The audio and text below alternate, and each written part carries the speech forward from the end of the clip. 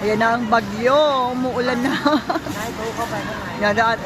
Inabutan na kami ng ulan dito. Oh. Umuulan na dito sa Bangkok. Ulan na siya. Kasi ang ulan dito, umaga at saka gabi. Yan, magantong oras ang ulan. Kaya ito, nabutan na kami ng ulan dito. Yan ako, lalagyan na ng seafoods.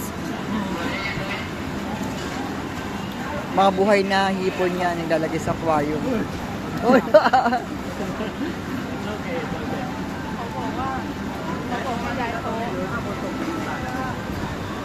Yan o, mga buhay. We don't use the live one, right? We only use the cup. That one, Ayan, ang bagyo.